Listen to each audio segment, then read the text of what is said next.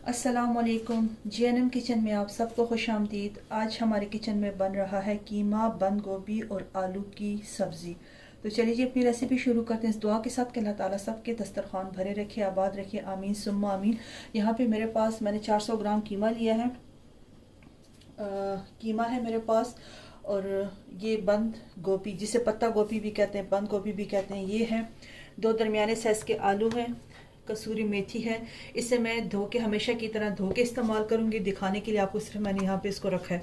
और एक दरमियाने साइज़ की प्याज है, इसको मैंने फ़ाइन स्लाइस कट कर दिया है। लहसुन और हरी मिर्चें हैं, इसको भी फ़ाइन चॉप कर लिया। और एक अदद टमाटर है। और नमक, मसालों में नमक है, पेपरिका पाउडर है, हल्दी पाउडर है, भुना हुआ धनिया पाउडर और भुना हुआ ज़ीरा पाउडर है। मसालों की क्वांटिटी आप अपने टेस्ट के हिसाब से कम ज़्यादा कर सकते हैं। गरम मसाला है वो आखिर में शामिल होगा।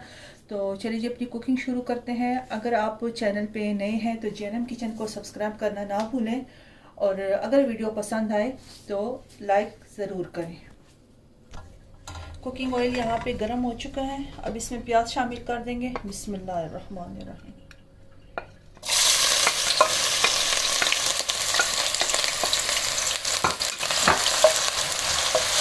इसको हल्का सा सुनहरा होने देंगे। प्याज यहाँ पे देखिए हल्का सा सुनहरा होना शुरू हो गया। अब इसमें मैं ये डालूंगी लहसुन और हरी मिर्चें जो चॉप करके रखी थी, इसको शामिल कर दूंगी। अच्छा, ये लहसुन का कच्चापन ख़त्म होके बहुत ही अच्छी सी खुशबू आ रही है। अब इस स्टेज पे आके हम इसमें ये सारे मसाले शामिल कर देंगे। थोड़े ही मसाले डाले हैं, आज इसको कम मसालों के साथ बनाएंगे। इसमें थोड़ा सा मैं पानी शामिल कर दूंगी कि मसाले भून भी जाए और मसाले जले भी ना।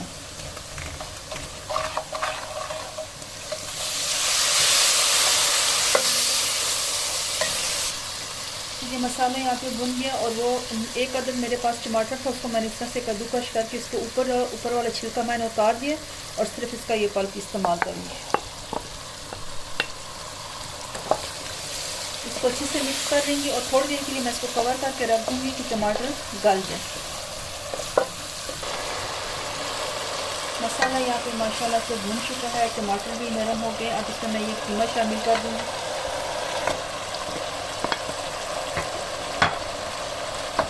इसको तोड़ देंगे कीमे को।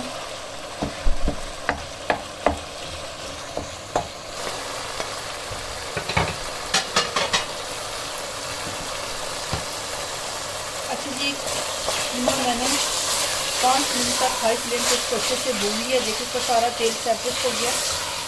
अब इसमें मैं आलू और पत्ता गोभी ये दोनों एक साथ ही शामिल कर दूँगी।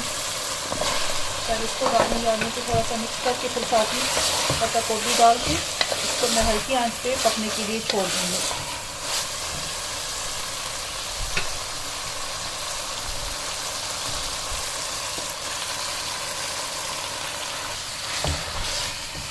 आलू और पत्ता गोभी मैंने शामिल कर दिया इसमें। इन दोनों को अच्छी तरह मिक्स करूँगी और हल्की आंच पे इसको पकने के लिए मैं छोड़ दूँगी, तब तक जब तक कि आलू गल ना जाए। गोभी ज़्यादा टाइम नहीं देती, लेकिन आलू गलने में थोड़ा टाइम देंगे। अच्छा जी, यहाँ पे चेक करके इसको